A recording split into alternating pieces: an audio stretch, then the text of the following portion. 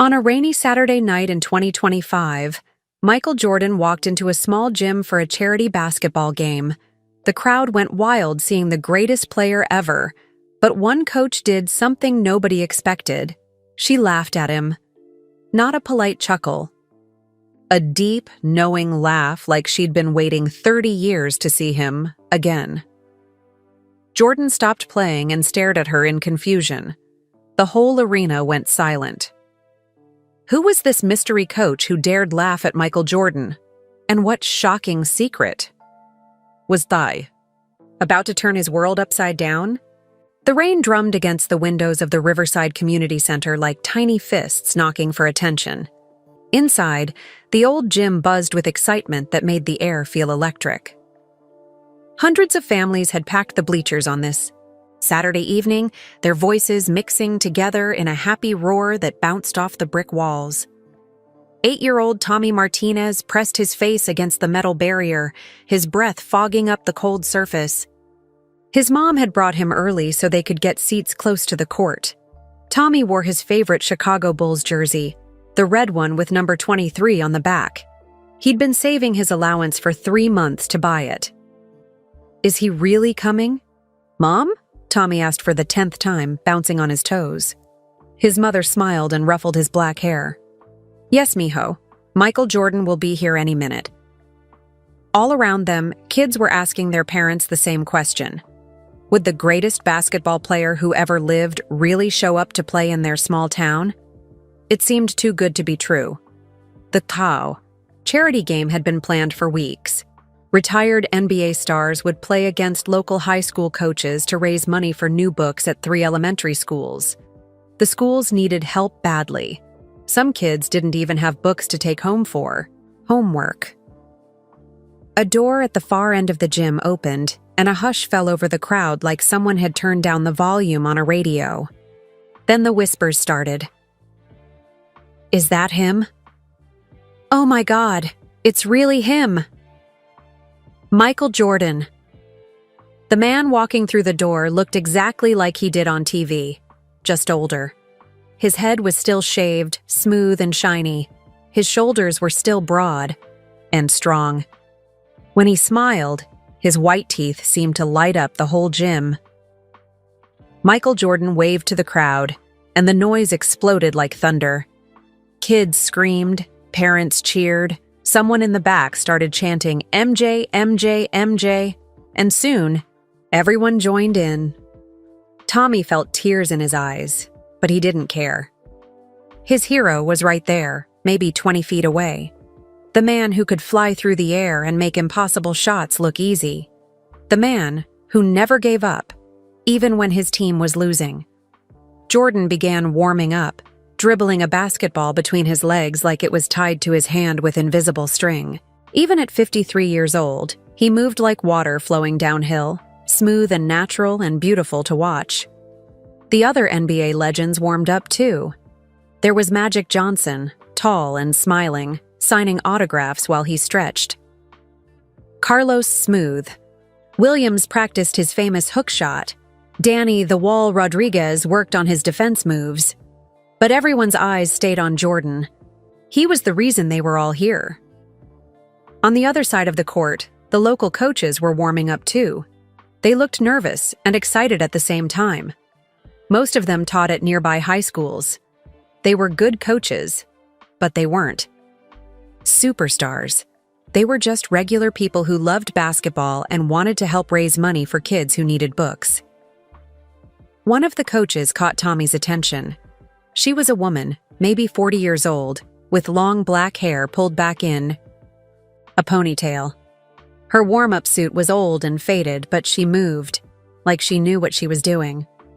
While the other coaches seemed starstruck by the famous players, she looked calm and focused. Her name tag said, Coach E. Rivera, Lincoln High School. Tommy watched Coach Rivera shoot free throws. She didn't miss a single one. Her form was perfect. Smooth and consistent, like she'd done it 1,000,000 times before. The game was supposed to start in 10 minutes.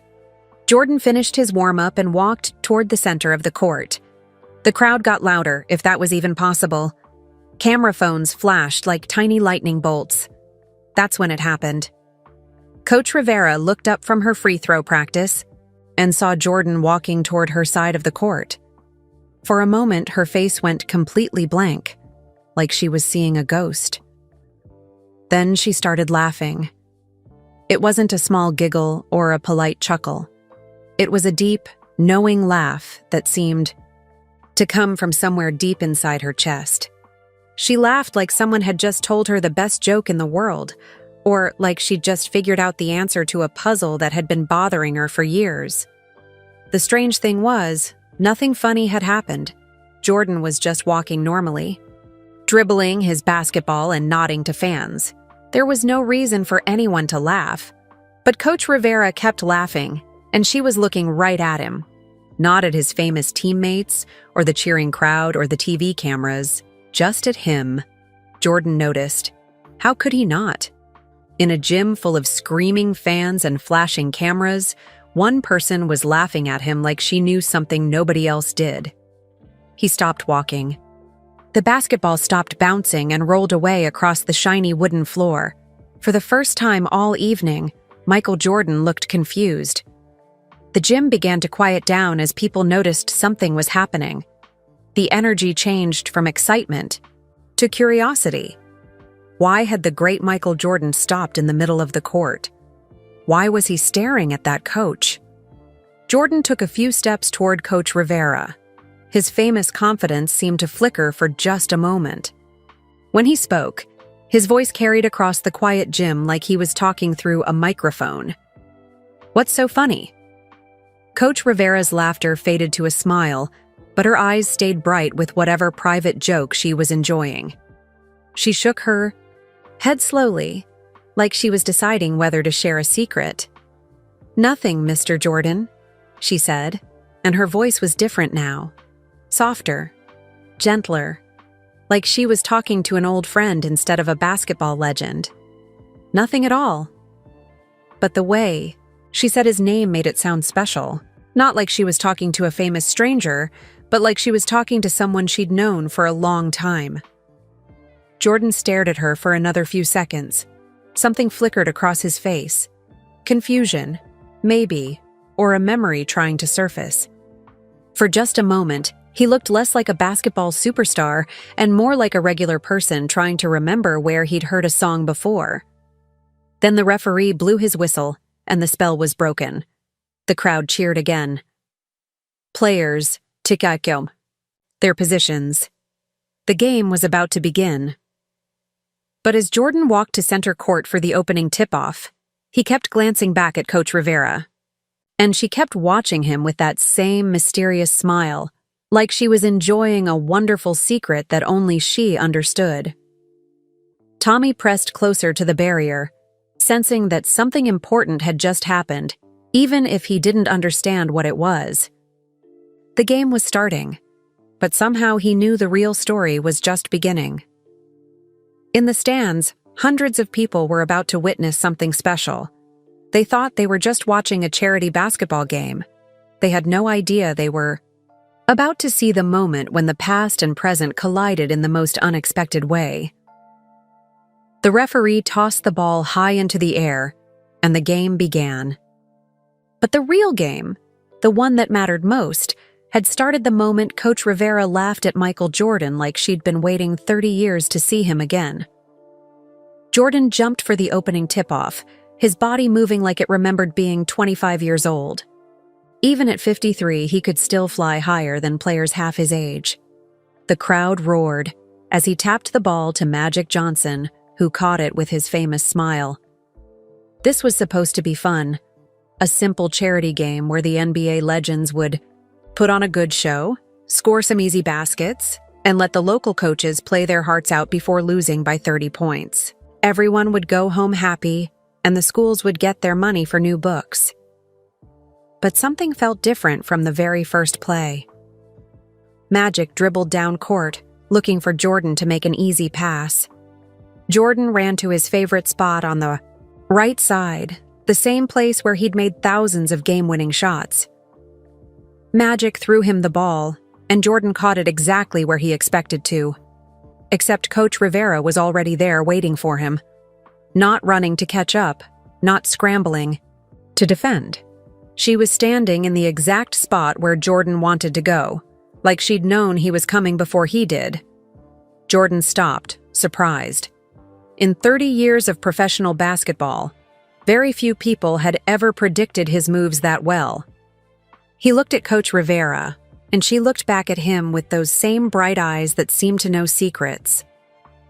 "Good defense, Coach," Jordan said, dribbling the ball slowly. "Thank you," she replied. "You always did like that spot on the floor." "Always." "Did?" Jordan's eyebrows went up. When had she seen him play before? And why did her voice sound so familiar? Before he could think about it more, Coach Rivera stole the ball right out of his hands. It happened so fast that Jordan barely saw it coming.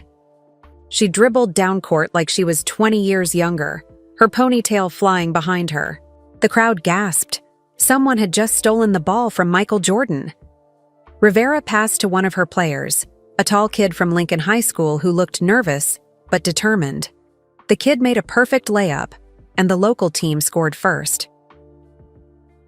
Tommy pressed against the barrier, his mouth hanging open. This wasn't how charity games were supposed to go. The famous players were supposed to win easily while making everyone laugh and cheer. But Coach Rivera's team was playing like they actually wanted to win. Jordan brought the ball back up court, more focused now. He tried a crossover dribble that had fooled defenders for decades. But somehow Coach Rivera was ready for that too. She didn't fall for the fake. She stayed right with him, her feet moving in perfect rhythm with his. "How did you know I was going left?" Jordan asked as they ran back down court. Coach Rivera just smiled that mysterious smile. Lucky guess. But it wasn't luck, and they both knew it. The game continued, and something amazing started to happen. The local coaches weren't just playing hard, they were playing smart. Coach Rivera seemed to know exactly what Jordan and his teammates were going to do before they did it. When Magic tried his famous no-look pass, Rivera's point guard was already in position to steal it. When Carlos "Smooth" Williams went for his hook shot, Rivera had coached her center to defend it perfectly.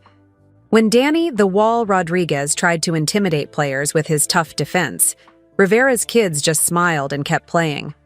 During the first time out, Jordan's teammates gathered around him. "Mike, what's going on out there?" Magic asked, wiping sweat from his forehead. "That coach is reading us like we're playing from a book she wrote." Carlos "Smooth" Williams shook his head in amazement. "She's calling out our plays before we run them. How does she know our old stuff?" Jordan looked across the court at Coach Rivera, who was calmly talking to her team. There was something about the way she moved her hands when she talked, something that made his chest feel tight, like when you're trying to remember a song you used to love but can't quite recall the words. "I don't know," Jordan said quietly, "but I'm going to find out." The second quarter was even more surprising. Rivera's team took the lead 23-18. The crowd was going wild because this was turning into a real basketball game instead of just a fun show. But Jordan wasn't thinking about winning or losing anymore. He kept watching Coach Rivera, trying to figure out why everything about her seemed so familiar. The way she clapped her hands to encourage her players, the way she called out defensive positions, even the way she tied her shoes during timeouts. With 2 minutes left in the first half, Jordan found himself guarding Coach Rivera directly. She had the ball, and they were face to face for the first time all night. "I know you," Jordan said quietly, so only she could hear. Coach Rivera dribbled the ball slowly, her eyes never leaving his. "Do you?" "Yes, I just can't remember from where." For a moment, neither of them moved. The crowd faded away. The other players became invisible. It was just the two of them, standing in the middle of a basketball court with 30 years of mystery hanging in the air between them. Then Coach Rivera did something that made Jordan's heart skip a beat. She did a perfect crossover dribble, the exact same move she had taught him to defend against just minutes earlier. But it wasn't just any crossover. It was the specific crossover that Jordan had learned when he was 8 years old, practicing on a cracked court behind his house in Wilmington, North Carolina. A crossover that only one person had ever taught him. The memory hit him like lightning, but it was gone before he could catch it. Just a flash of summer days and worn-out sneakers and someone laughing as they played basketball until the streetlights came on. Coach Rivera scored easily while Jordan stood there, stunned. As they ran back down court, she looked at him one more time. Some things never change. Michael, you're still easy to read when you're thinking too hard. The buzzer sounded for halftime. Rivera's team led 45-42. The crowd was on their feet, cheering for the biggest upset in charity game history. But Jordan barely heard them. He was thinking about that crossover dribble and the way Coach Rivera had said his name. Like she'd said it 1,000 times before, when they were both young and the world was full of endless possibilities. As both teams walked to their locker rooms, Jordan caught Coach Rivera's eye one more time. She wasn't smiling now. She looked like she might cry. And for the first time in 30 years, Michael Jordan felt like that little boy from North Carolina who used to practice basketball moves until his hands were raw and his dreams were the only thing that mattered.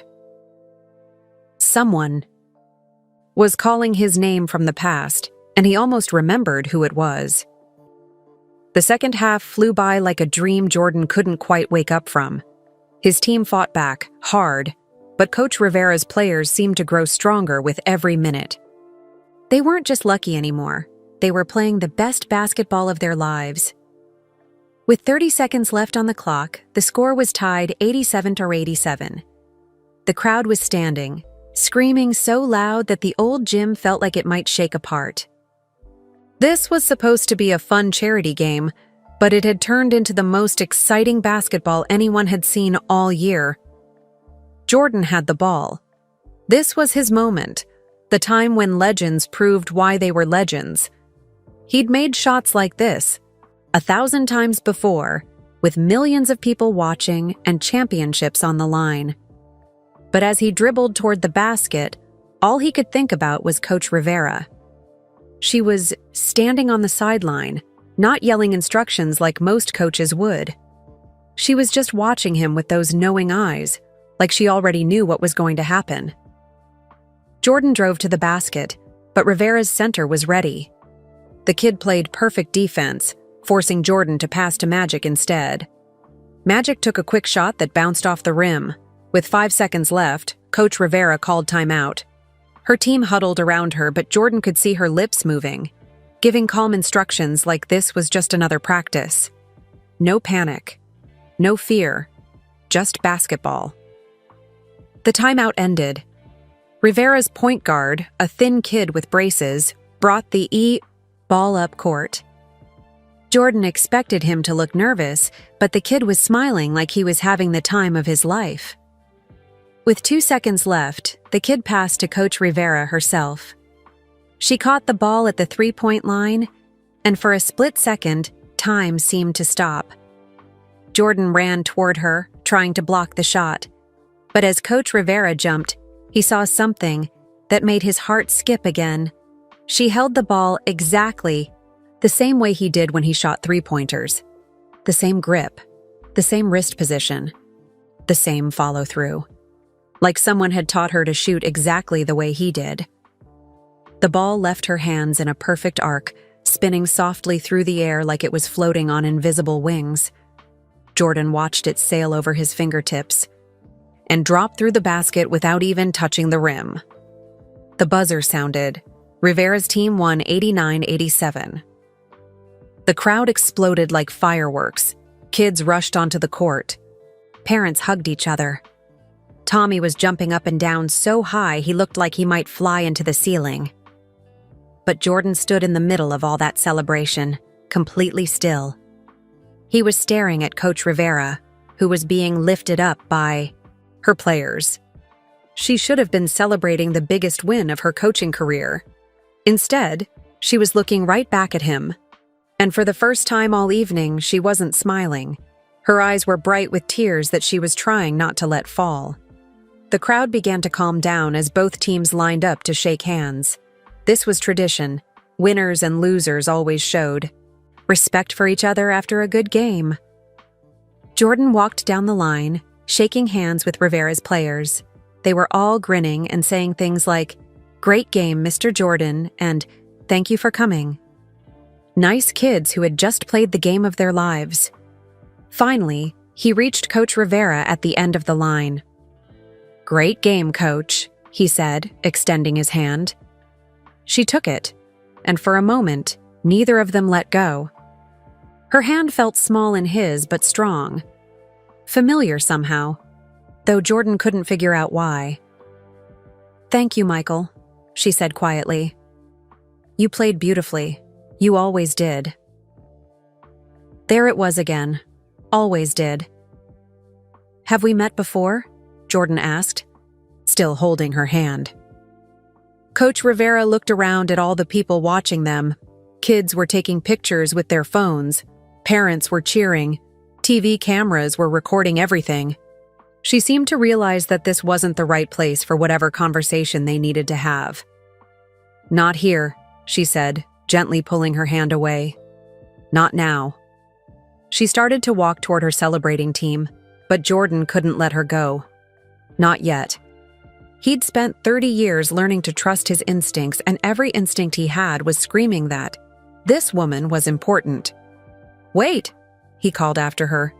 "I need to know. Why were you laughing when you first saw me? And how did you know all our plays?" Coach Rivera stopped walking. Her shoulders tensed like someone had asked her a question. She didn't want to answer. Slowly, she turned around. For a moment, her face looked vulnerable, like she was a little girl who had been caught, keeping a secret. But then she took a deep breath and became a coach again. "Some things are better left in the past, Michael," she said softly. But as she said his name, something in her voice made Jordan's chest tighten. It was the same feeling he got when he heard a song from his childhood, or smelled his grandmother's cooking, or saw an old picture that brought back memories he thought he'd forgotten. "Please," Jordan said, and he was surprised by how desperate he sounded. "I know this sounds crazy, but I feel like I know you, like I've known you for a long time." Coach Rivera's eyes filled with tears again, but this time she didn't try to hide them. "You do know me, Michael, but you were just a little boy then. We both were." Before Jordan could ask what she meant, Coach Rivera's players surrounded her.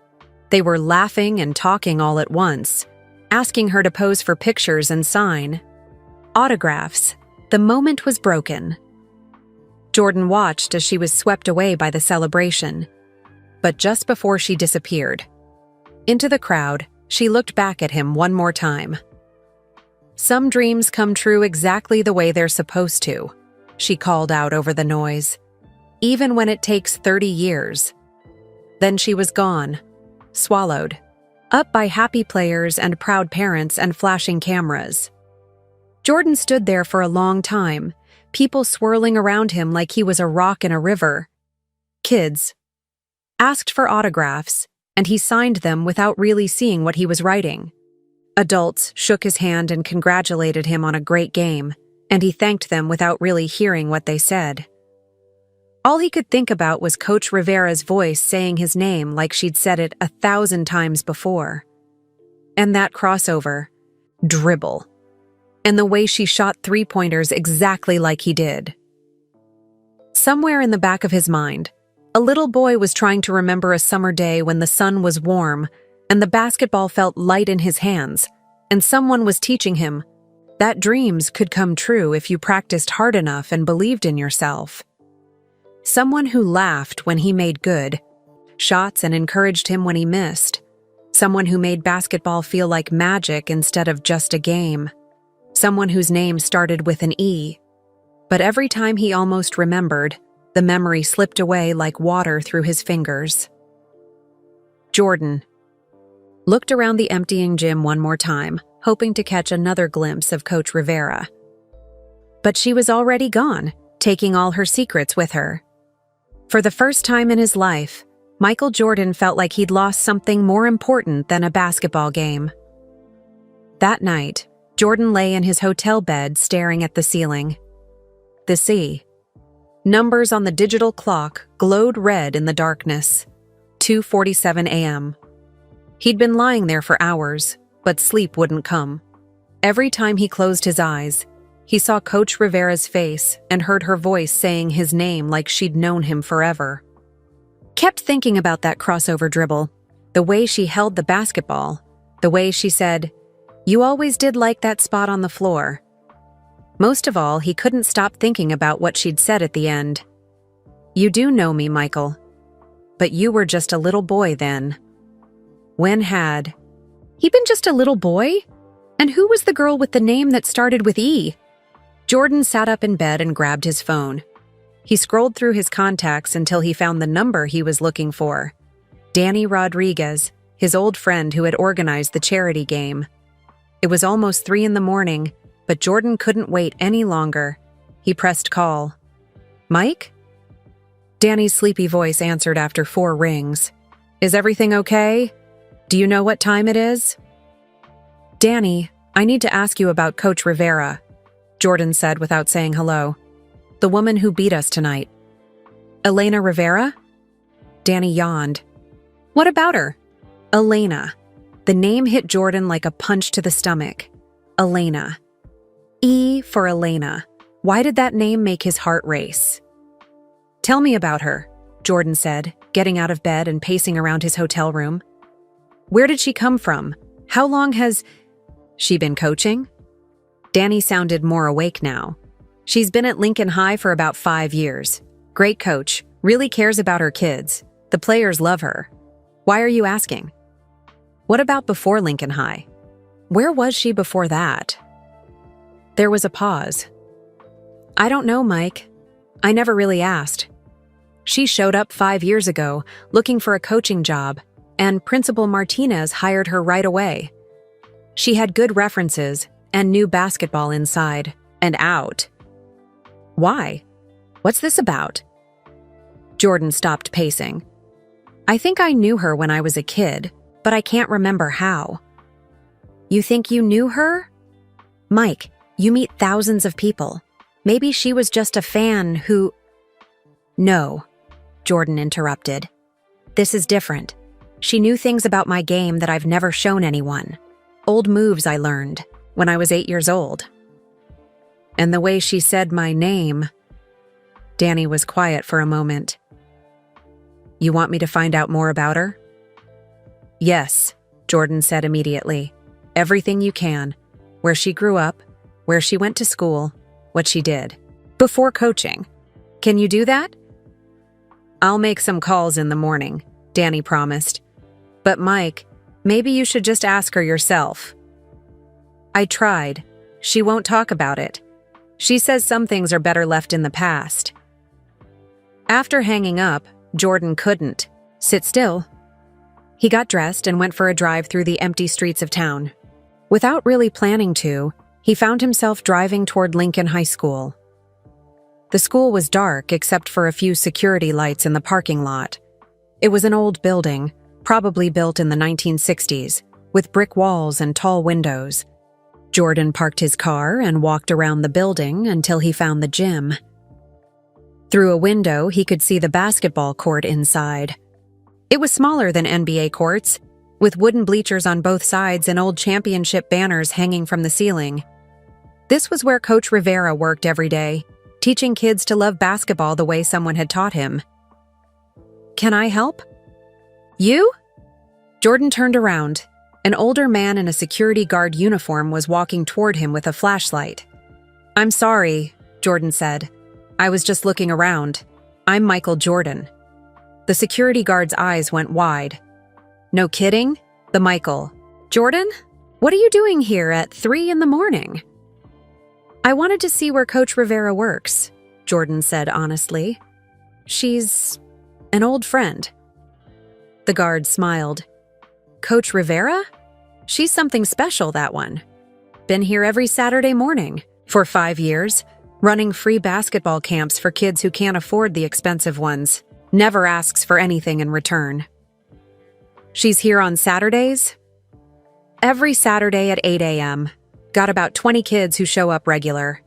Some of them don't have much at home, but Coach Rivera makes sure they get a good breakfast and learn some basketball. She uses her own money to buy them shoes and equipment.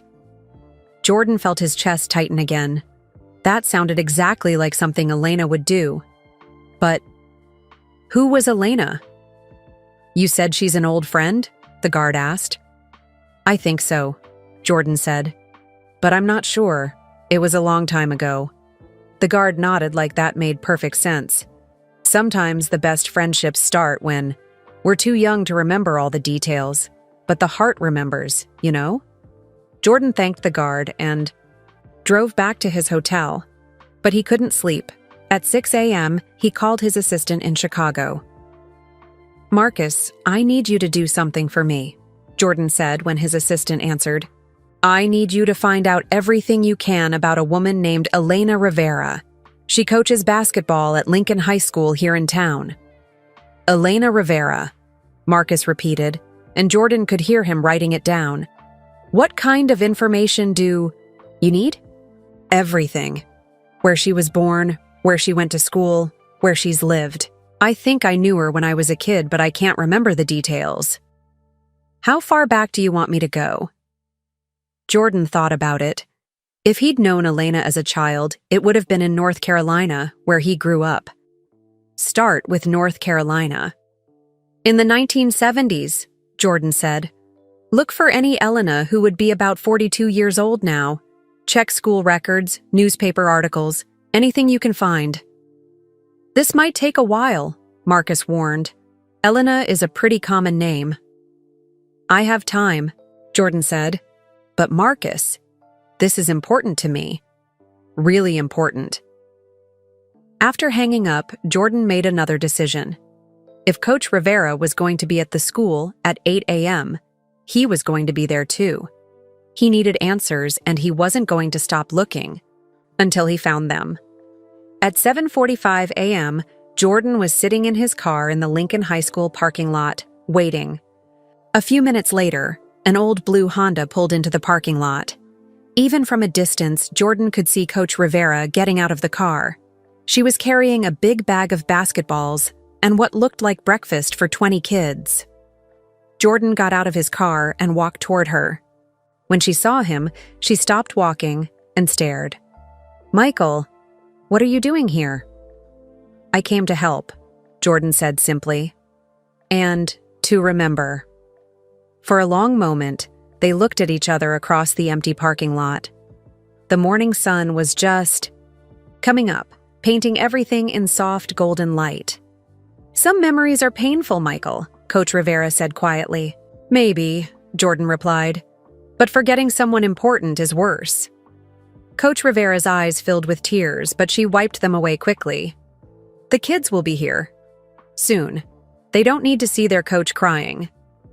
Then let me help you carry those basketballs, Jordan said. And maybe you can tell me about a little girl named Elena who used to play basketball a long time ago. Coach Rivera smiled for the first time since he'd arrived. You really don't remember, do you? No, Jordan admitted. But I want to. More than I've ever wanted anything. Together, they walked toward the gym, carrying basketballs and breakfast, and 30 years of questions that were finally going to be answered. The kids started arriving 15 minutes later. They came on old bikes and on foot, some with parents dropping them off in dented cars. Most wore worn-out sneakers and basketball, shorts that had seen better days.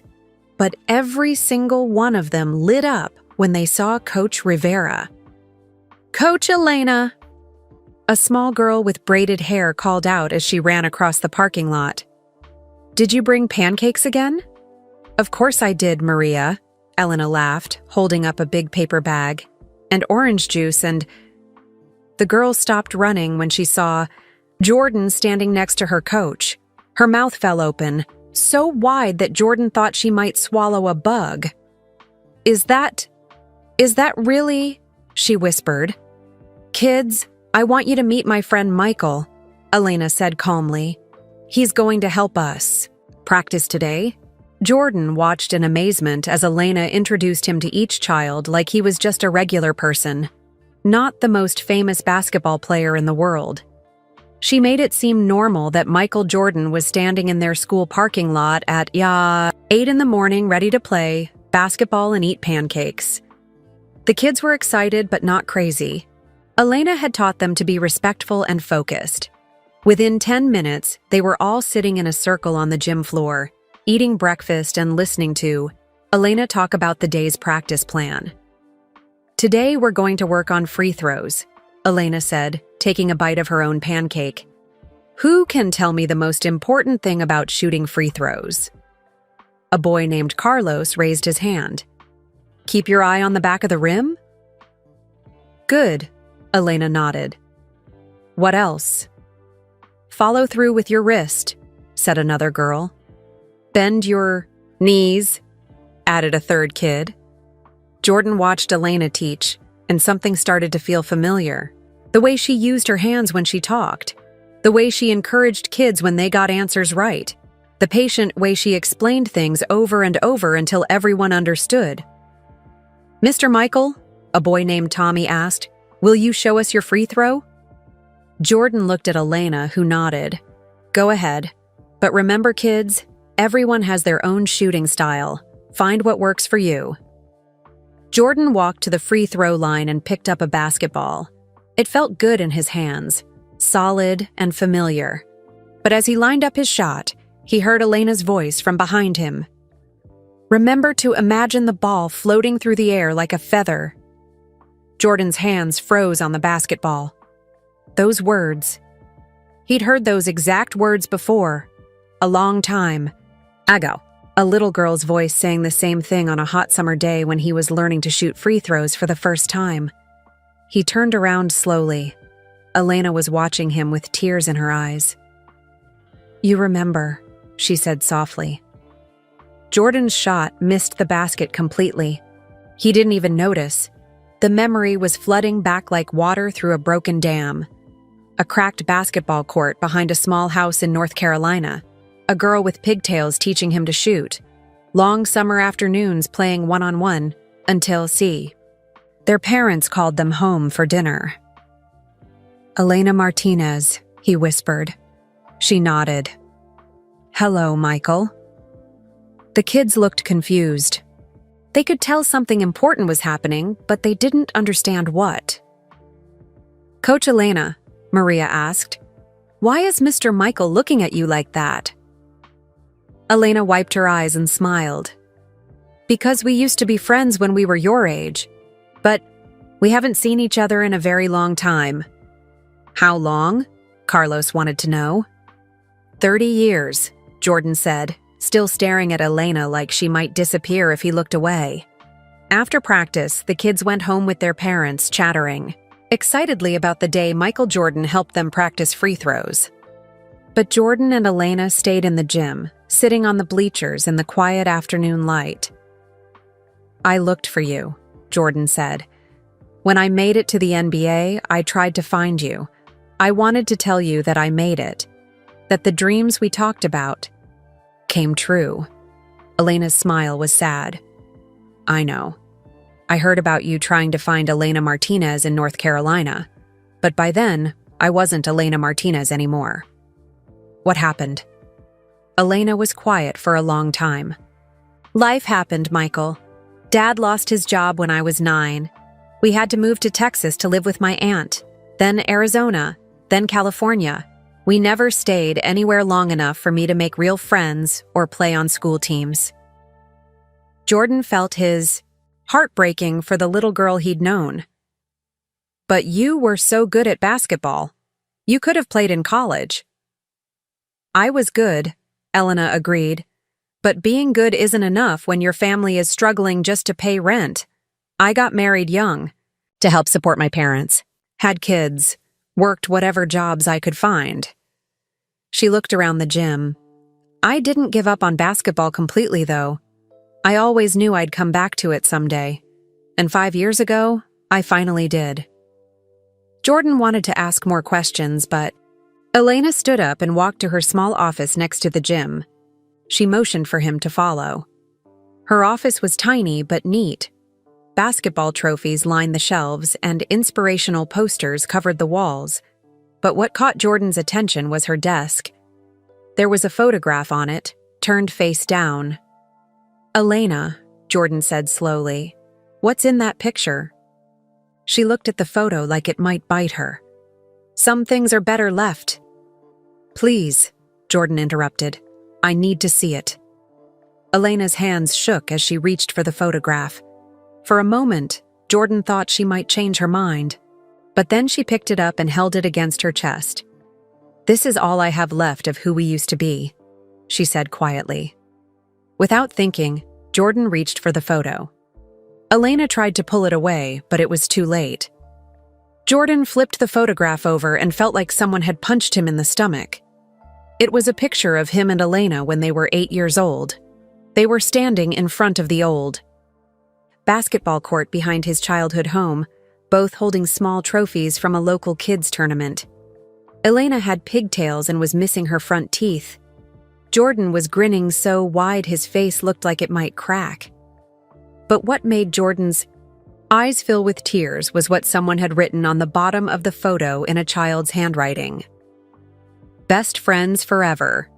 Elena and Michael, summer 1979. We're going to be basketball stars." Jordan knew that photo.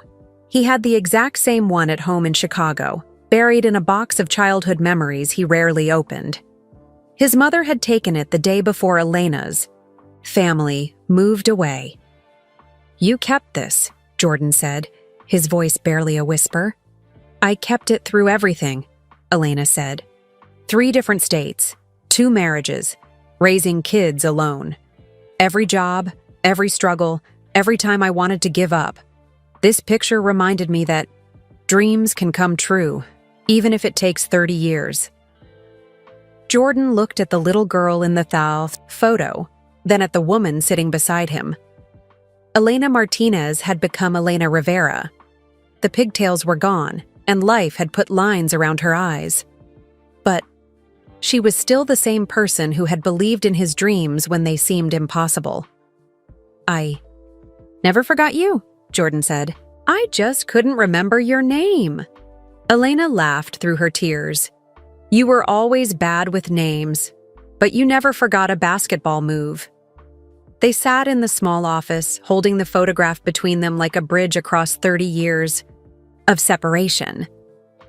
Outside, the sun was setting, painting the gym in golden light that looked exactly like those summer evenings when they were kids, and the world was full of endless possibilities. "What happens now?" Elena asked. Jordan looked at his childhood friend, the first person who had ever believed he could fly. "Now," he said, "we figure out how to make up for lost time." For the next hour, Jordan and Elena sat in her small office and let 30 years of memories pour out like water from a broken dam. Every story Elena told brought back another piece of Jordan's childhood that he thought he'd forgotten. "Do you remember the time you tried to dunk on Mrs. Peterson's basketball hoop?" Elena laughed, wiping tears from her cheeks. "You were so determined to reach it that you stacked 3 milk crates on top of each other." Jordan started laughing too. "And you told me I was crazy, but you held the crates steady, anyway." "You fell right into her flower garden, petunias everywhere." She was so mad, Jordan remembered. "But then you told her I was practicing to be in the NBA someday and she actually believed you." Elena's smile grew sad. "I always believed you, Michael.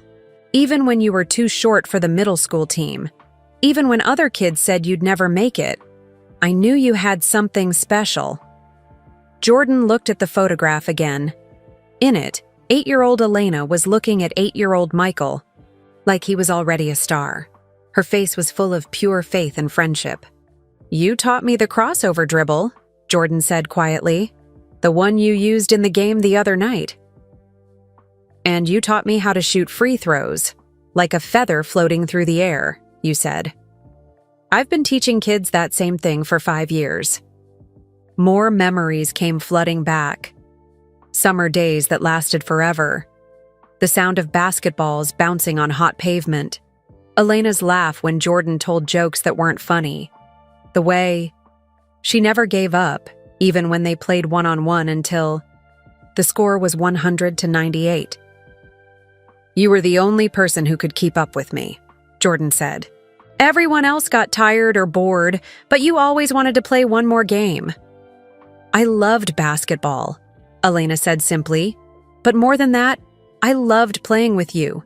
You made me feel like I could do anything. Jordan felt a lump growing in his throat. What happened to us, Elena? How did we lose touch completely? Elena's face darkened. You know what happened. Dad lost his job at the factory. Mom was pregnant again, and we couldn't afford the rent anymore. Aunt Rosa in Texas said we could stay with her, but only if we moved right away. Jordan remembered that terrible day like it was yesterday. Elena knocking on his door at 6 a.m, her eyes red from crying. The moving truck already loaded with their furniture, her promise that she would write every week. I did write, Elena said, reading his thoughts. For 2 years, I sent letters to your house in North Carolina, but you never wrote back. Jordan's heart sank. I never got any letters, Elena, I swear. I waited and waited, but nothing ever came. Elena frowned. That's impossible. I wrote every week for... She stopped talking, and her face went pale. Oh no. Michael, what was your address on Elm Street? 1247 Elm Street, Jordan said automatically. I was writing to 1274 Elm Street, Elena whispered. I mixed up the numbers. All those letters went to the wrong house. They stared at each other in shocked silence. 2 numbers. That's all it was. 2 numbers in. The wrong order, and 30 years of friendship had been lost. All this time, Jordan said slowly, you thought I didn't care enough to write back. And you thought I forgot about you completely. Jordan felt angry at the universe for such a stupid mistake. But then he looked at Elena's face and saw something that made his anger melt away. She was smiling through her tears. What's so funny? He asked. Don't you see? We both kept looking for each other. You tried to find me when you made it to the NBA. I followed every game you ever played. We never really forgot each other, Michael. We just couldn't find our way back. Elena was right. Even though they'd been separated, they'd carried each other in their hearts. Jordan in his basketball moves and competitive spirit. Elena in her teaching and belief in kids' dreams. Tell me about your family, Jordan said. Your kids. Elena's face lit up. Maria is 22 now. She's in college studying to be a teacher, just like her mom. Carlos is 19 and working to save money for school. They're good kids, Michael. They work hard and dream big. Just like their mother, Jordan said. I tried to teach them what you taught me, Elena said.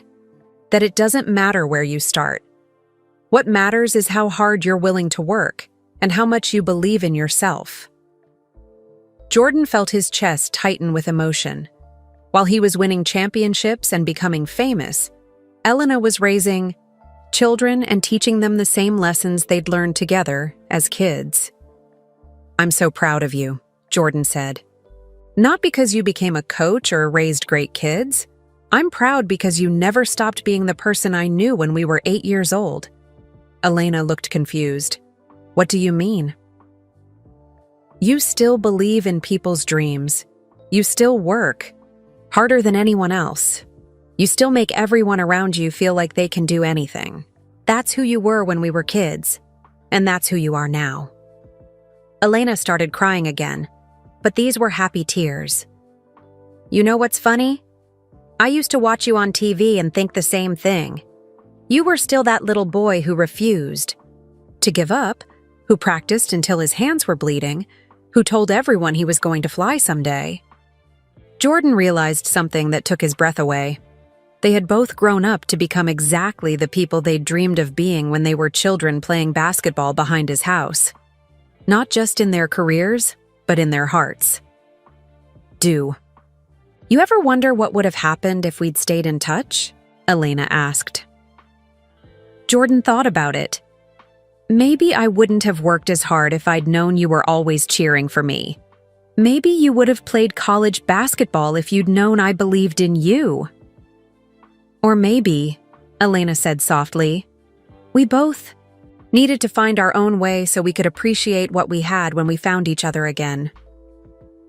They talked until the sun went down, filling in 30 years of missing pieces.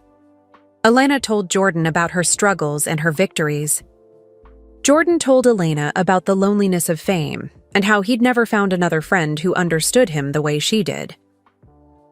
As they got ready to leave, Elena looked around her small office one more time. I can't believe you're really here, she said. Sometimes I thought I'd imagined our friendship, like maybe it was too good to be true. Jordan picked up the photograph and studied it again. Two kids with impossible dreams and unshakable faith in each other. It was real, he said. And it's real now. Elena smiled. So what happens tomorrow, Michael? You're going to go back to your life, and I'm going to go back to mine. Jordan looked at his childhood best friend, the person who had shaped who he became, without even knowing it. The woman who had been cheering for him from afar for 30 years, while building her own quiet, beautiful life. Tomorrow, he said, we start making new memories. But first, I have some phone calls to make. Elena looked curious, but Jordan just grinned. It was the same grin he'd had as an 8-year-old when he was planning something that was going to surprise everyone. What are you thinking? Elena asked, and her voice sounded exactly like it had when they were kids and Jordan was about to suggest some crazy basketball adventure. I'm thinking, Jordan said, that it's time for dreams to come true. Not just mine this time. Yours too. Elena looked at Jordan with curiosity and a little bit of fear. She'd learned to be careful about hoping for too much. Life had taught her that dreams were fragile things that could break easily. Michael, what are you planning? She asked. Just trust me, Jordan said with that old familiar grin.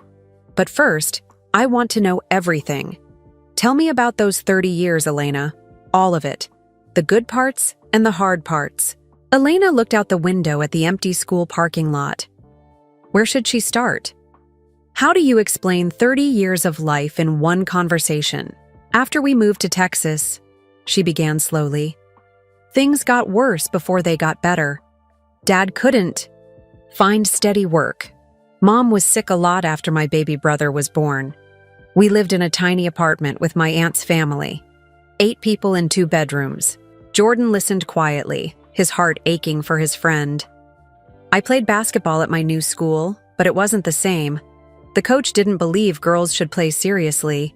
He said basketball was just for fun, not for dreaming big dreams. But you kept playing, Jordan said. It wasn't a question. He knew Elena would never give up completely.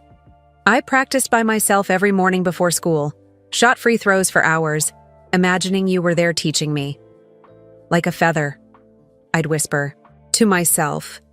Float like a feather. Elena's voice grew quieter. By high school, I was good enough to get college scouts looking at me. 3 different schools offered me scholarships. Small schools, but still. I could have played college basketball, Michael. What happened? Jordan asked, though he was afraid he already knew. Dad had a heart attack my senior year. The medical bills were huge. Mom couldn't work because she had to take care of him and my little brother. The family needed me to get a job, not go to college. Elena wiped her eyes. So I turned down the scholarships and married Tom Rivera. He was older, had a good job at a factory. It seemed like the right thing to do, help my family and start my own. Jordan felt his chest tighten. While he was getting ready for college and eventually the NBA, Elena was giving up her dreams to take care of everyone else. "Were you happy?" Jordan asked gently. Elena considered the question. "I was doing what I thought I should do. Tom was a good man, but he didn't understand why I still wanted to play basketball. He said it was time to grow up and be a wife." "But you had kids," Jordan said. "That must have brought you joy." Elena's face lit up for the first time since she'd started her story.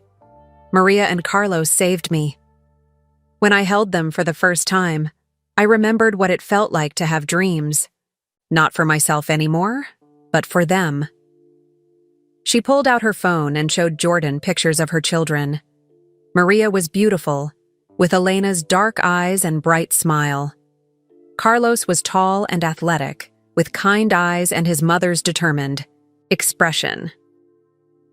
"I taught them to play basketball as soon as they could walk," Elena said proudly. "Not because I wanted them to be stars, but because I wanted them to know what it felt like to work towards something bigger than themselves." "Did they play in school?" Jordan asked. Maria played until she was 16, then decided she wanted to focus on her studies. She's going to be a teacher, just like her mom. Carlos plays on his college team now. He's not NBA material, but he loves the game. Jordan studied the photos. Both kids had Elena's smile and something else he recognized, the look of people who'd been taught to believe in themselves. "What happened with your marriage?" Jordan asked carefully. Elena's face grew sad again. "Tom lost his job when the kids were small. He started drinking, got angry a lot. One day he just left. Said he couldn't handle the pressure of being a father and husband." "How old were the kids?" "Maria was 8, Carlos was 6. The same age we were when we used to play basketball together." Jordan felt a surge of anger at a man he'd never met. How could anyone walk away from Elena and those beautiful children? "It was the hardest time of my life," Elena continued. "I was working 3 jobs just to pay rent, waitressing at night, cleaning offices in the morning, watching other people's kids in the afternoon. Some days I was so tired I could barely stand up." "How did you manage?" "Basketball," Elena said. "Simply. On Sundays when the kids were with my neighbor, I'd go to the public courts and shoot baskets by myself. It reminded me who I used to be. It reminded me that I was stronger than I knew."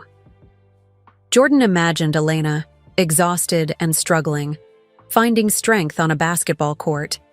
It made him admire her even more than he already did. "I never stopped. Following your career," Elena said. "When you won your first championship, I cried watching it on the TV at the restaurant where I worked. When you retired the first time, I felt like I was losing my connection to those dreams we used to share." "You were always connected to those dreams," Jordan said firmly. "You were part of every shot I made, every game I won. You just didn't know it." Elena smiled through her tears. "The kids used to ask me why I cried when you played on TV.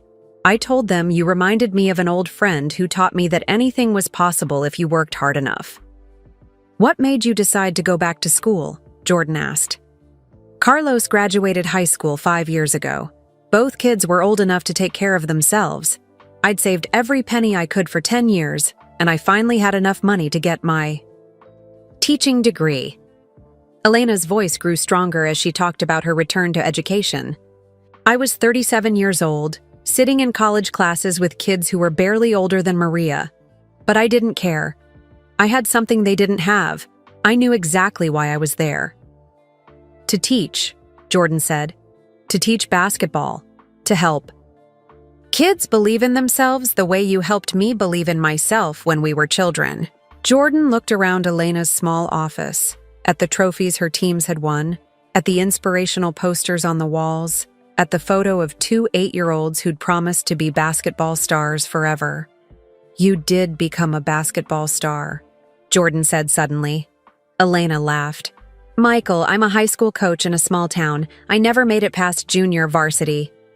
No, Jordan said firmly. You became exactly the kind of star the world needs most. You take kids who don't believe in themselves and you teach them to dream. You take broken families and you show them what strength looks like. You take everything that tried to destroy your spirit and you use it to build other people up. Elena stared at him. I never thought of it that way. Those kids at your Saturday morning camp, they don't see a woman who gave up her dreams. They see someone who proves that dreams can survive anything. That's a different kind of championship, Elena. But it's just as important as anything I ever won. Elena was crying again, but these were tears of recognition. For the first time in 30 years, someone understood the value of the life she'd built from the pieces of her broken dreams. You know what I regret most? Elena asked. What? That you had to become famous all by yourself. That I wasn't there to celebrate with you. That I wasn't there to remind you that you were already special before the world knew your name. Jordan felt his throat tighten. And I regret that you had to be strong all by yourself. That I wasn't there to help you when things got hard. That I wasn't there to remind you that giving up your dreams to help other people makes you a hero, not a failure. They sat in comfortable silence for a moment, two old friends who finally understood the full story of each other's lives. So what now? Elena asked. You said something about dreams coming true. Jordan stood up and pulled out his phone. Now, I make some calls. And tomorrow, Elena Rivera, your life is going to change in ways you can't imagine. Elena looked worried. Michael, I don't need charity. I've built a good life here. My kids are happy. My students respect me. This isn't charity, Jordan interrupted. This is friendship. This is what we should have been doing for each other all along if two stupid numbers hadn't gotten mixed up on an envelope. Elena watched as Jordan scrolled through his contacts. She could see the determination in his eyes, the same look he'd had as a child when he decided he was going to learn a new basketball move, no matter how long it took. Trust me, Jordan said, looking up from his phone. The same way you trusted me when we were 8 years old and I told you I was going to play in the NBA someday. Elena smiled. You know what? That little boy's promises turned out pretty well. I guess I can trust the grown-up version too. Jordan grinned and started dialing. Elena's story of struggle and sacrifice had broken his heart, but it had also given him a purpose he hadn't felt in years. It was time to prove that dreams could come true twice in one lifetime. The next morning, Jordan couldn't stop thinking about everything Elena had told him. He sat in his hotel room with a cup of coffee, staring at the old photograph she'd let him borrow. 2 8-year-old kids who thought they could conquer the world with nothing but basketballs and big dreams. Before he started making his phone calls, there was one more thing he needed to understand. Elena, Jordan said when she answered her phone, I have to ask you something that's been bothering me since Friday night. What is it? Elena's voice sounded tired. She'd probably been up all night thinking about their conversation, too. Why did you laugh when you first saw me at the charity game? I mean, I understand now that you recognized me, but what was so funny? Elena was quiet for a long moment. Jordan could hear kids playing in the background. She was probably at school already, even though it was Sunday morning. Do you remember what you used to say when we were kids? Elena finally asked. Every time. Someone told you that you were too short or not good enough? Jordan thought back to those summer days when he was 8 years old and full of impossible confidence. I used to say, just wait. Someday I'll be so good that people will pay money just to watch me play basketball. Exactly, Elena said, and Jordan could hear the smile in her voice. You said it at least once every day. When Mrs. Henderson said you'd never make the school team. When the older kids wouldn't let you play with them. When your own father said basketball was just a hobby. Jordan remembered now. He'd been so sure of himself, even when everyone else doubted him. It must have sounded crazy to most people, a short, skinny kid claiming he'd be good enough for people to pay to watch him play. Friday night, Elena continued, I walked into that gym and saw hundreds of people who had paid money just to watch you play basketball. Even in a silly charity game, even though you're not young anymore. People still pay money just to see Michael Jordan touch a basketball. Jordan felt his throat tighten. You were laughing because that impossible little boy was right. Your craziest dream came true exactly the way you said it would. I laughed because I remembered 8-year-old Michael Jordan making that bold promise. And there was the proof that he'd kept it. Jordan closed his eyes. He could picture Elena as a little girl, probably the only person who'd actually believed him when he made those outrageous predictions about his future. But it was more than that, Elena added softly. I laughed because I was so proud of you and so happy that someone who deserved good things had actually gotten them. And maybe I laughed because I was a little sad too. Sad? Sad that I'd missed it all. Sad that I hadn't been there to cheer for you. But mostly sad that I'd never found the courage to chase my own impossible dreams the way you chased yours. Jordan felt his heart break a little. While he was living his childhood dreams, Elena had been watching from far away, proud but also mourning her own lost possibilities. Elena, Jordan said firmly, you did chase your dreams, just different ones than we planned when we were kids. How do you figure that? What did you always say you wanted to be when you grew up? Before we talked about basketball, what was your first dream? Elena was quiet, thinking. I wanted to be a teacher. I wanted to help kids believe in themselves. And what do you do every single day? Oh. Elena's voice got soft. I teach kids. I help them believe in themselves. So your impossible dream came true too, Jordan said. It just took a longer, harder path than mine did. I never thought of it that way. Jordan looked at the photograph again. You know what I think? I think that little girl in pigtails knew exactly what she was going to become. She just didn't know it would take 30 years and include some detours along the way.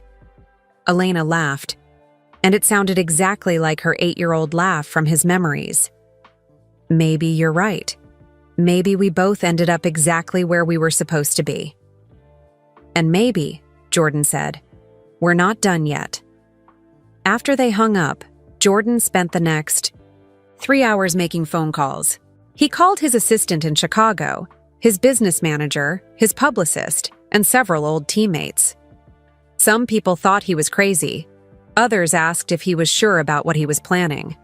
But by noon, Jordan had set something in motion that was going to change Elena's life forever. His phone rang just as he was finishing his last call. Mr. Jordan? It was a voice he didn't recognize. This is Principal Martinez from Lincoln High School. I hope you don't mind me calling, but Coach Rivera gave me your number. Is everything okay? Jordan asked. Oh yes, everything's fine. I was just wondering. Coach Rivera seems different today. Happy, but also nervous. She keeps looking at her phone like she's expecting important news. She said, You two are old friends? Jordan smiled. Elena was probably worried about what he was planning. We are old friends, Jordan confirmed. Very old friends. Well, I just wanted you to know that Elena Rivera is one of the best people I've ever worked with. She cares about these kids more than anyone I've ever seen.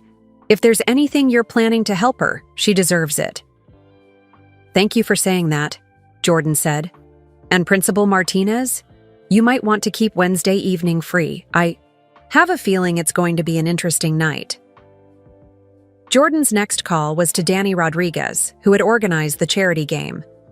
Danny, I need a favor, a big one. Anything, Mike. What do you need?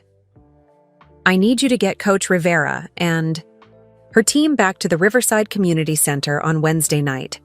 Tell her it's for a small celebration of their victory. Don't tell her anything else." "What are you planning?" Danny asked suspiciously.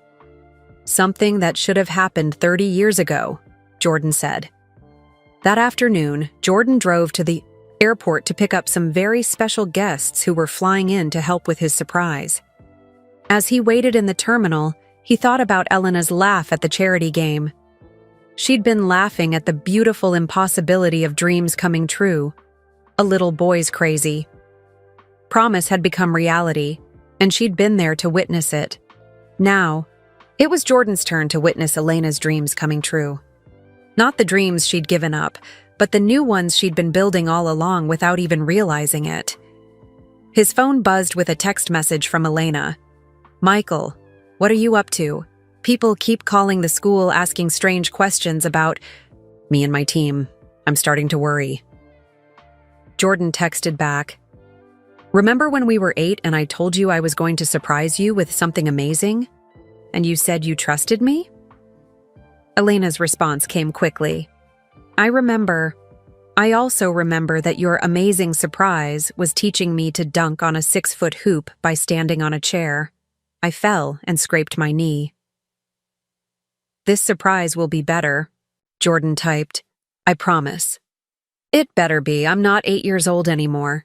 I don't bounce back as easily." Jordan grinned as he put his phone away. In 3 days, Elena was going to discover that some dreams are worth waiting 30 years for.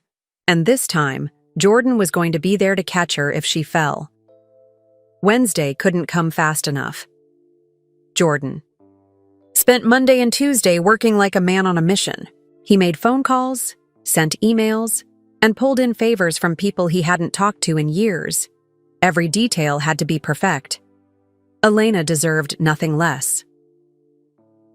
On Tuesday afternoon, Jordan sat in his hotel room with a notebook full of plans spread across his bed.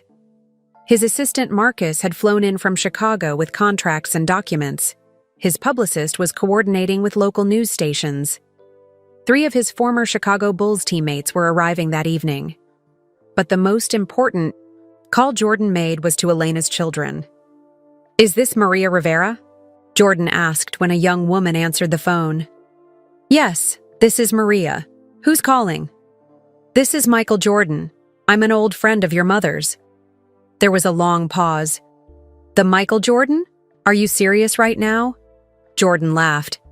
"I'm serious, and I need your help with something very special for your mom." It took 20 minutes to explain everything to Maria, and another 10 minutes to convince her he wasn't playing a joke.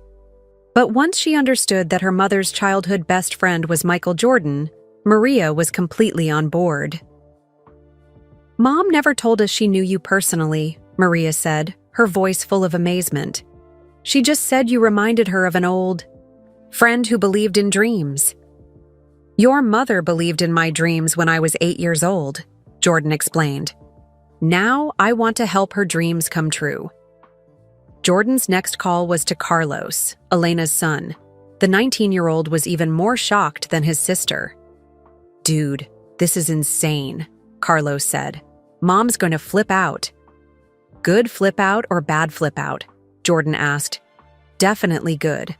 Mom's been different since she saw you at that charity game. Happier. Like, she remembered something important about herself." Jordan smiled. "Can you both be at the Riverside Community Center tomorrow night at 6 p.m.? And can you keep it a secret? From your mom?" "We'll be there," Maria promised. "But Mr. Jordan, whatever you're planning, please be careful with Mom's heart. She's been through a lot."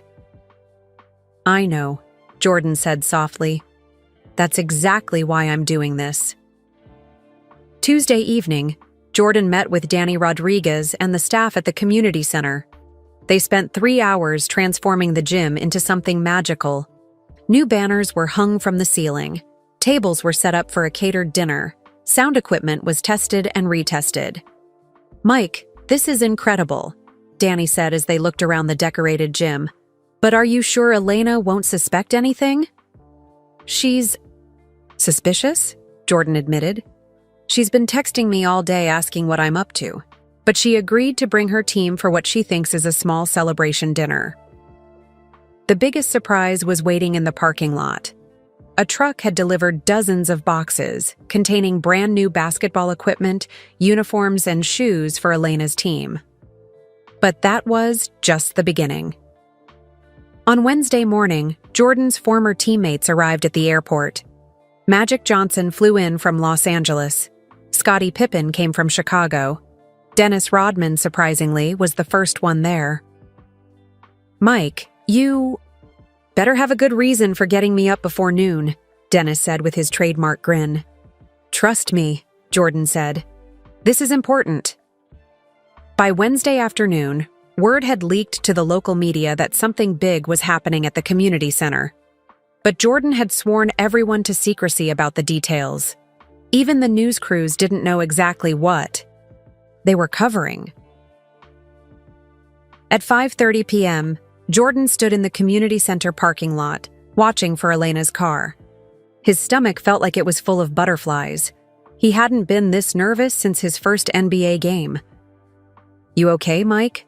Magic asked, walking up beside him. "You look like you're about to throw up." "I just want this to be perfect for her," Jordan said. "Elena deserves something amazing after everything she's been through."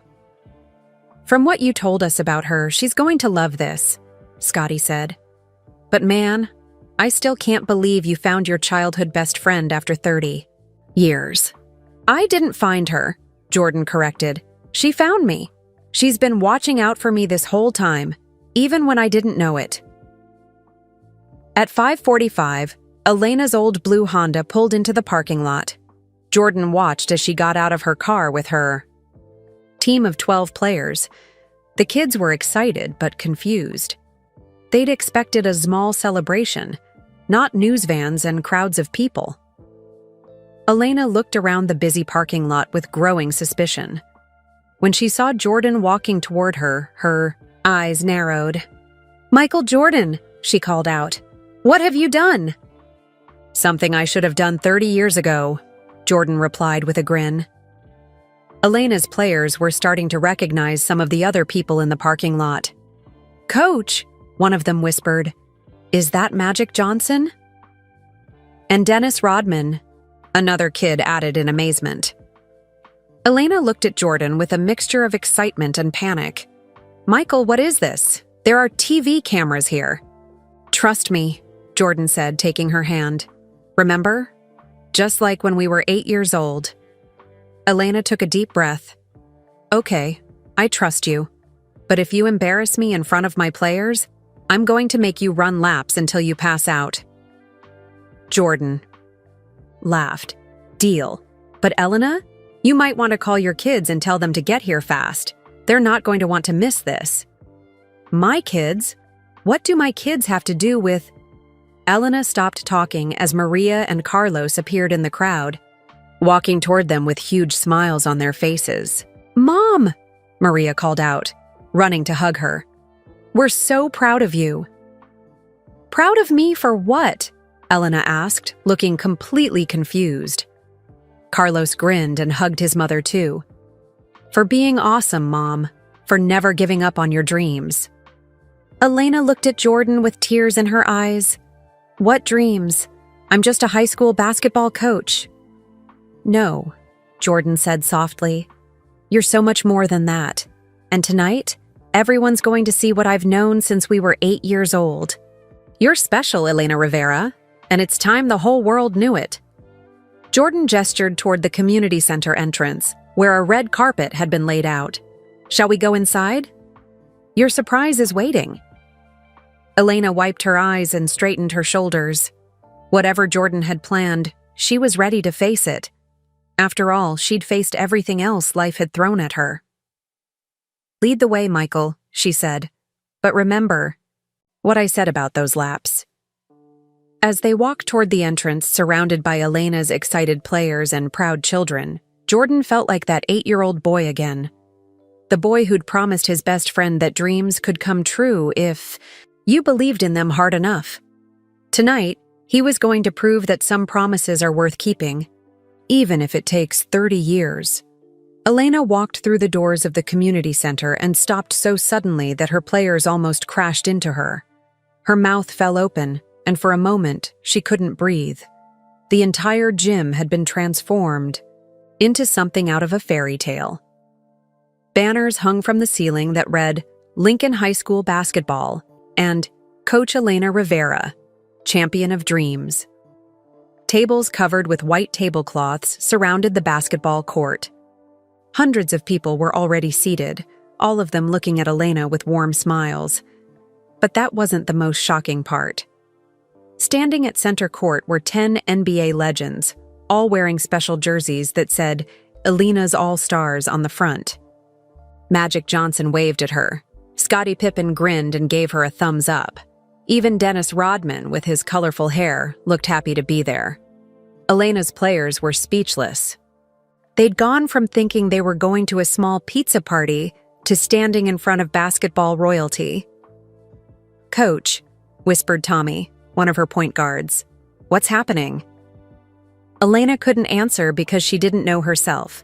She looked around the gym with tears streaming down her face. In the crowd, she saw Principal Martinez beaming with pride. She saw parents from her Saturday morning camps. She saw some of her former players who had graduated and driven hours to be there. But, most shocking of all, she saw a huge banner being unfurled at the far end of the gym. It showed a blown-up version of the old photograph, 8-year-old Elena and Michael standing together with their trophies, grinning at the camera. Above the photo, in bold letters, it read, "Best friends forever, then and now." Jordan walked to the center of the court and picked up a microphone. His voice echoed through the packed gymnasium. "Ladies and gentlemen, parents and players, friends and family, thank you all for being here. Tonight, I want to tell you a story about someone very special to me." Elena covered her face with her hands, overwhelmed by emotion. Her children stood on either side of her, each holding one of her arms. 30 years ago, Jordan continued, a little girl named Elena Martinez taught me the most important lessons of my life. She taught me that basketball wasn't just about winning, it was about believing in yourself and never giving up on your dreams. The crowd was completely silent, hanging on every word. Elena was my first coach, my first teammate, and my first real friend. When other kids said I was too short to play basketball, Elena told me that height comes from the heart, not just the body. When I missed shots, she helped me practice until I got them right. When I doubted myself, she reminded me that dreams are just goals with wings. Jordan turned to look at Elena, who was still crying, but now watching him with wonder. "We lost touch when we were 9 years old. I spent 30 years looking for her, never knowing she was out here building her own kind of championship. Taking kids who don't believe in themselves and teaching them to soar. Taking broken dreams and showing people how to build new ones." The crowd began to murmur with excitement. This wasn't just a basketball story. It was a story about friendship and second chances. "Elena Rivera," Jordan said, his voice growing stronger. "You have been selected as the new head coach of the Michael Jordan Basketball Academy's flagship location in Chicago." Elena's knees nearly buckled. Her players started cheering. The crowd erupted in applause. "But wait, there's more," Jordan said with a grin that reminded everyone of his competitive days. "The Michael Jordan Foundation is providing full 4-year college scholarships for every player in Lincoln High School's basketball team." Elena's players went wild. Some of them started crying. Others were jumping up and down. Parents in the crowd were hugging each other. "And because every champion needs a proper home court," Jordan continued, "we're also completely renovating Lincoln High School's gymnasium with new floors, scoreboards, bleachers, and equipment." Principal Martinez stood up and started clapping so hard his hands probably hurt. But Jordan wasn't finished.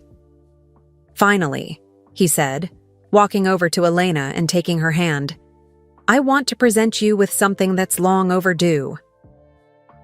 An official from the Basketball Hall of Fame walked onto the court carrying a beautiful plaque. "Elena Rivera," the official announced, "you are being inducted into the Basketball Hall of Fame's Coaching Excellence Program for your outstanding dedication to developing young athletes and building character through basketball." Elena finally found her voice. "I can't accept all this," she said into Jordan's microphone, her words echoing through the gym. "It's too much." "Yes, you can," Jordan said firmly. "Because 30 years ago, you gave me something more valuable than any championship ring. You gave me confidence. You made me believe I could fly. Now it's time for you to fly too." The crowd rose to their feet in a standing ovation that seemed to go on forever. Elena's players surrounded her, all of them crying and laughing at the same time. Her children hugged her so tightly she could barely breathe. But Elena only had eyes for Jordan, her childhood friend who had remembered her after all these years, who had seen past her small life to the dreams she'd forgotten she had. "How did you do all this so fast?" she whispered to him as the applause continued. Jordan winked. "When you have a dream worth fighting for, you find a way. You taught me that." Elena shook her head in amazement. "I don't know what to say." "Say yes," Jordan replied. "Say yes to the job, yes to Chicago, yes to coaching the best young players in the country. Say yes to the dreams we talked about when we were 8 years old." Elena looked around at the celebration surrounding her. Her players were being interviewed by reporters. Her children were posing for pictures with NBA legends. The community that had supported her for 5 years was cheering like their own dreams had come true. "What about my team here?" Elena asked. "What about Lincoln High School?" "Your assistant coach is ready to take over," Jordan said, "and you'll still be connected to this place forever. But Elena, you've given everything to this community for 5 years. It's time to let the world see what Lincoln High School already knows. You're an extraordinary coach who deserves an extraordinary opportunity." Elena wiped her eyes and looked at the microphone in her hand. Hundreds of people were waiting to hear what she would say. She thought about the 8-year-old girl in pigtails who used to dream about being important someday, who used to practice basketball moves in her backyard and imagine crowds cheering for her. She thought about the struggling single mother who worked 3 jobs and thought her dreaming days were over. She thought about the teacher who found her way back to basketball and discovered that helping others achieve their dreams was even better than achieving your own. "Yes," Elena said into the microphone, her voice strong and clear. "Yes to all of it. Yes to dreams coming true. Yes to second chances. And yes to proving that friendship is the most powerful force in the universe." The crowd exploded in cheers so loud that the old building seemed to shake. Elena was lifted up by her players, carried around the court like she'd just won the NBA championship. But the best moment came when the celebration calmed down and Elena found herself standing next to Jordan at center court, both of them holding that old photograph. "We made it," Elena said quietly, so only he could hear. "We sure did," Jordan replied. "Both of us, just like we always said we would." And for the first time in 30 years, Elena Martinez Rivera felt like that fearless little girl who believed anything was possible if you had a good friend beside you and a basketball in your hands. But Jordan wasn't finished with his surprises. As the celebration continued around them, Jordan signaled to someone near the gym entrance. Elena followed his gaze and gasped when she saw who was walking toward them. He was her father, Roberto Martinez, now 72 years old and walking slowly, with a cane. Behind him came her mother, Carmen, and her younger brother Luis, who Elena hadn't seen in 2 years. "Papa?" Elena whispered, her hand flying to her heart. Roberto's weathered face broke into the biggest smile Elena had seen from him since she was a child. "Mija, we are so proud of you." Elena ran to her parents like she was 8 years old. Again, throwing her arms around both of them. She'd flown them up from Texas without telling her, just so they could witness their daughter's moment of triumph. "How did you know to bring them?" Elena asked Jordan through her tears. "I called every Martinez in Texas until I found them," Jordan said simply. "This moment needed your whole family here." Elena's mother, Carmen, took her daughter's face in her hands. "Elena, when you were little, you used to tell us that your friend Michael was going to be famous someday. You never stopped believing in him, even after we moved away." "And now," Roberto added, his voice thick with emotion, "he never stopped believing in you." The reunion was interrupted by Elena's current players, who had been watching the celebration with growing excitement. Tommy, her point guard, tugged on her sleeve. "Coach Rivera," he said, "does this mean we're all really going to college for free?" Elena knelt down to Tommy's eye level. "Yes, mijo. Every single one of you, if you keep working hard and believing in yourselves." "What about you, Coach?" asked Maria, the girl who always asked the best questions. "Are you really going to Chicago?" Elena looked at Jordan, then at her children, then at her parents. So many people she loved, all gathered in one place. The decision should have been easy, but her heart was torn. "I don't know," Elena said honestly. "This is my home. You are my family. How can I leave all of you?" Jordan stepped forward. "Elena, can I tell everyone something?" She nodded, still, kneeling among her players. Jordan picked up the microphone again. "There's one more surprise tonight. The Michael Jordan Basketball Academy isn't just offering Elena a job in Chicago. We're also opening a satellite program right here, based at Lincoln High School." The crowd erupted again. Principal Martinez looked like he might faint from excitement. "Elena," Jordan continued, "you can split your time between Chicago and here. Train the elite players in Chicago, but never lose connection to the community that shaped you. The best of both worlds." Elena stood up slowly, understanding washing over her face. "You mean, you get to keep your family here and pursue your biggest dreams. I mean these kids get to watch their coach become a national figure while still being their coach. I mean everyone wins." Elena's father stepped forward, his cane tapping on the gymnasium floor. In a voice that carried across the entire gym, he said, "Elena, when you were 9 years old and we had to move away, you cried for weeks. You said you were leaving your best friend and your dreams behind." The gym grew quiet, everyone listening to the old man's words. "I told you then that sometimes life takes us down different paths, but if something is meant to be, it will find its way back to us." Roberto looked at Jordan, then back at his daughter. "Mija, your dreams found their way back to you. Don't be afraid to catch them." Elena looked around the gym one more time. At her parents, proud and beaming. At her children, excited for her future. At her players, inspired by what was possible. At the community that had supported her through everything. And at Jordan, her childhood friend who had never forgotten the little girl who believed in impossible things. "You know what I think?" Elena said into the microphone, her voice growing, stronger with each word. "I think 8-year-old Elena and 8-year-old Michael made a promise to each other. We promised to be basketball stars forever."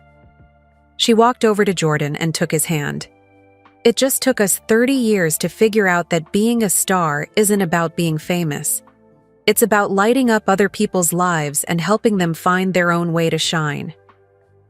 The crowd was completely silent, hanging on every word.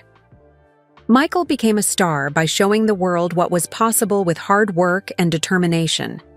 "I became a star by showing kids in my community that their dreams matter, no matter where they come from." Elena's voice grew emotional but remained steady. "And now, together, we're going to create new stars.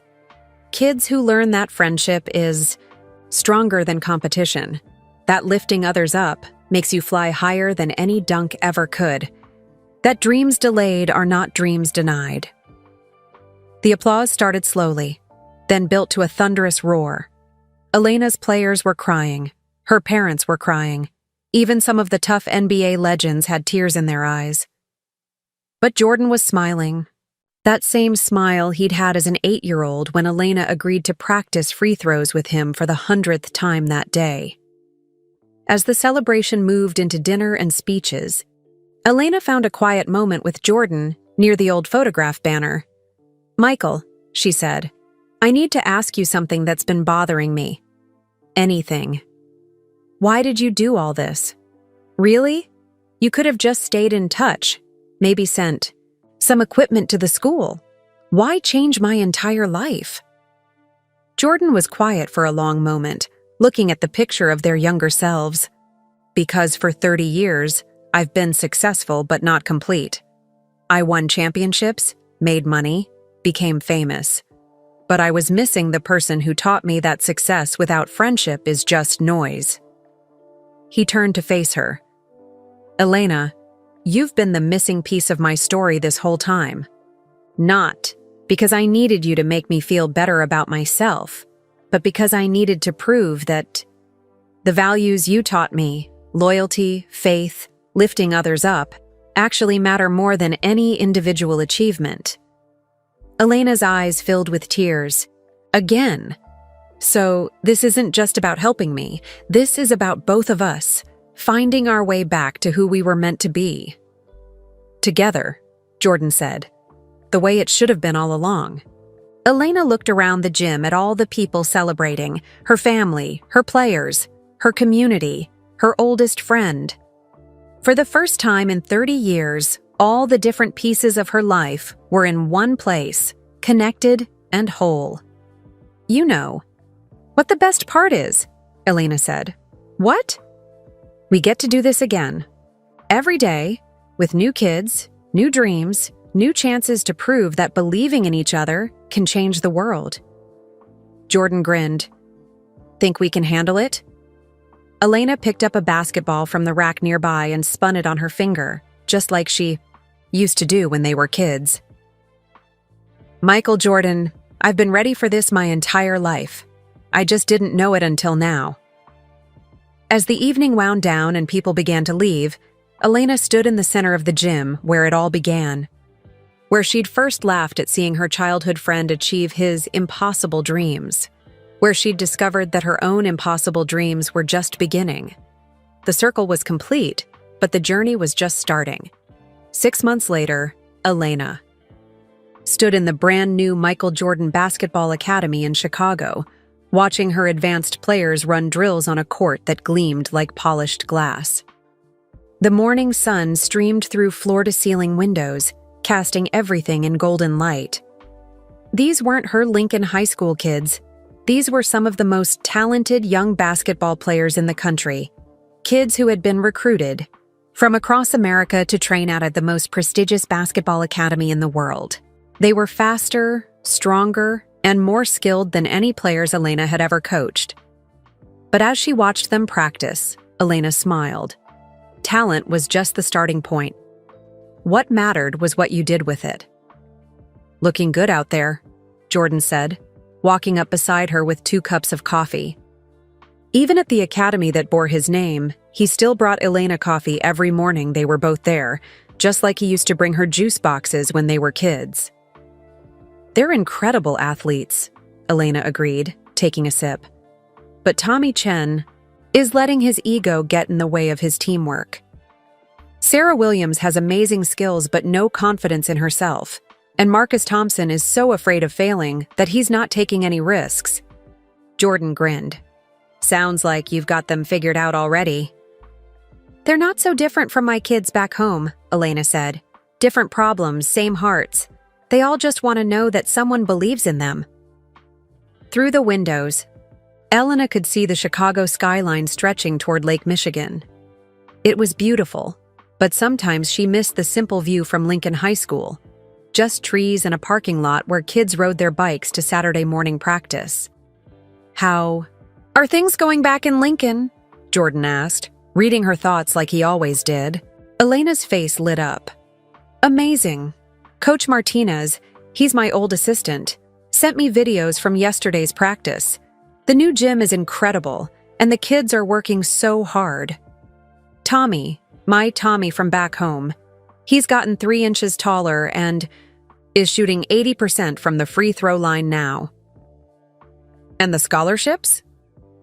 All 12 of my original players are thriving in college. Maria sent me her report card last week. Straight A's. Carlos is starting varsity at his community college. Elena's voice grew soft with pride. They're proving that dreams don't have limits when you give kids the right opportunities. Jordan watched Elena talk about her former players, even surrounded by elite athletes and million-dollar facilities. Her heart was still with those kids who needed basketball most. You know, Jordan said, when I first created this academy, I thought it was about finding the next Michael Jordan, the next superstar who could dominate the game. And now? Elena asked. Now I think it's about creating the next Elena Rivera, the next coach who understands that basketball is just a tool for building character and confidence and dreams. They walked onto the court as Elena's morning session began. These elite players had been training their whole lives, many with private coaches and expensive equipment. But they'd never had someone like Elena. Gather around, Elena called, and the players jogged over. Before we work on your jump shots, I want to tell you about a boy named Tommy. The players looked confused. They were expecting advanced drills and professional techniques. Tommy lives in a small town and practices with old basketballs on a court with cracks in the pavement. His shoes have holes in them, and his family can't afford basketball camp. But Tommy never misses practice. He stays after school every day to work on his free throws. And you know what? Tommy shoots better free throws than half of you. Sarah Williams, a highly recruited guard from California, raised her hand. What's your point, Coach Rivera? Elena smiled. My point is that talent without gratitude is just noise.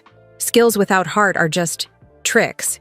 You are here because you're gifted, but that gift comes with responsibility. She walked to center court, and the players followed. Every time you touch a basketball, remember that there are kids like Tommy who would give anything for the opportunities you have. Play like you're playing for them, too. Marcus Thompson, a tall kid who'd been recruited by every major college, spoke up. Coach, how do we do that? By working harder than you think you need to. By lifting up your teammates instead of trying to outshine them. By remembering that being great isn't about being better than everyone else. It's about making everyone around you better too. The practice that followed was different from any the players had experienced before. Elena pushed them technically, but she also challenged them emotionally. She taught them plays, but she also taught them about playing for something bigger than themselves. During a water break, Jordan pulled Elena aside. The parents are talking, he said quietly. They think you're too soft, too focused on feelings instead of fundamentals. Elena wasn't surprised. These parents had invested thousands of dollars in their children's training. They wanted results, not life lessons. What do you think? Elena asked. Jordan watched as Elena's players helped each other practice shots, encouraged teammates who missed, and shared water bottles without being asked. In 6 months, she'd transformed a group of individual stars into an actual team. I think those parents are about to learn something they didn't expect, Jordan said. 3 weeks later, the Michael Jordan Basketball Academy played their first exhibition game against the defending national prep school champions. Elena's team wasn't expected to win. They'd only been training together for 6 months, while their opponents had played together for years. The game was close for 3 quarters. Elena's players showed all the individual skills that had gotten them recruited. But in the 4th quarter, something magical happened. When Sarah Williams got tired, Marcus Thompson stepped up his defense. When Marcus got in foul trouble, Tommy Chen took over the offense. When the team was down by 5 points with 2 minutes left, they didn't panic or try to be heroes individually. They played for each other. Elena's team won 78-74, and it wasn't even close. Not because they had more talent, but because they played like they understood something their opponents didn't. Basketball is a team sport, and the strongest teams are built on trust and mutual support. After the game, Elena found Jordan in the hallway outside the locker room. "You were right," she said. "It wasn't about being soft, it was about being complete." Jordan hugged his oldest friend. "You know what I'm proudest of?" "What?" "You didn't change to fit this place. You changed this place to fit you. These kids aren't just better basketball players now, they're better people." Elena looked through the window at her players, who were celebrating with humility and including everyone in their joy. "That's what you taught me when we were 8 years old, Michael. That winning means something only when you lift others up with you." 6 months later, Elena was back at Lincoln High School for the dedication of the newly renovated gymnasium. The whole town had come out to celebrate. Her old players were there, now college students who still called her Coach Rivera, with the same respect they'd always shown. But the most special moment came when Elena and Jordan stood together at center court, in front of a new banner that had been hung in the rafters. It was a larger version of their childhood photograph, but this time it included a new picture beside it, Elena and Jordan today, surrounded by dozens of young players from both Chicago and Lincoln. The banner read, "Best friends forever, dreams that never end." Principal Martinez handed Elena a microphone for the dedication ceremony. "5 years ago," Elena said to the crowd, "I came to Lincoln High School as a teacher who wanted to help kids believe in themselves. I thought I was here to give back to my community." She looked at Jordan, then at all the faces in the crowd. Her family, her former players, her current Chicago team who had driven down for the ceremony, and the new Lincoln High School players, who were just beginning their journeys. "But what I learned is that when you help others chase their dreams, you discover dreams you never knew you had. When you lift others up, you find out you can fly too." Elena's voice grew stronger. "This gymnasium represents something bigger than basketball. It represents the idea that every child deserves someone who believes in them, that every dream deserves a chance to grow. That friendship is the foundation of all great achievements." She paused and looked directly at the old photograph hanging in the rafters. 30 years ago, 2 8-year-old kids made a promise to each other. "We promised to be basketball stars forever." It took us 3 decades to understand what that really meant. Elena smiled at Jordan. "Being a star isn't about individual glory. It's about creating light that helps others find their way. It's about proving that dreams can survive anything: time, distance, hardship, even our own doubts about ourselves." The crowd was completely silent, hanging on every word. Today, we're not just dedicating a new gymnasium. We're dedicating ourselves to a new understanding of what success means. Success is measured not by the trophies we win, but by the dreamers we inspire. Not by how high we can jump, but by how many people we can lift up with us. Elena walked over to Jordan and took his hand, just like they used to do when they were kids making promises they didn't know they could keep. "Michael Jordan taught me that impossible is just another word for something that hasn't happened yet. And I taught him that the best victories are the ones you share with friends." She looked out at the crowd one more time. "So here's our new promise, made in front of all of you as witnesses. We promise to keep dreaming, keep believing, and keep proving that friendship and basketball can change the world, one kid at a time." The applause was thunderous, but Elena barely heard it. She was looking at Jordan, and he was looking back at her with the same expression he'd had when they were 8 years old and believed they could do anything. "Think we can keep that promise?" Jordan asked quietly. Elena picked up a basketball from the rack nearby and spun it on her finger, just like she'd done as a child. Michael Jordan, we've been keeping it our whole lives. We just finally figured out what it meant. As the ceremony ended and people began to leave, Elena and Jordan stayed on the court, shooting baskets in the afternoon light that streamed through the high windows. They were 53 and 42 years old now, with gray in their hair and lines around their eyes. But as they played one-on-one, laughing and trash-talking like they had decades ago, they felt exactly like those two 8-year-old kids who had promised to be basketball stars forever. They had kept their promise in ways they never could have imagined. And the best part was, they were just getting started. The game wasn't over. It was just beginning all over again, with new players, new dreams, and the same unbreakable friendship that had started it all. Elena made a perfect shot from the free throw line, the ball floating through the air like a feather, just like Jordan had taught her all those years ago. "Still got it," she said with a grin. "Still got it," Jordan agreed, "and we always will." And that's how two childhood friends found their way back to each other after 30 years, proving that some promises are worth keeping no matter how long it takes. Where are you listening from today? Drop your city or country in the comments. Below, I love seeing our amazing community from all around the world. If this story of friendship and dreams touched your heart, please hit that like button to spread some kindness. And don't forget to subscribe so you never miss stories that remind us what really matters in life. There's another incredible story waiting for you right now. Just click on the video appearing on your screen. Trust me, you won't want to miss. Arturo.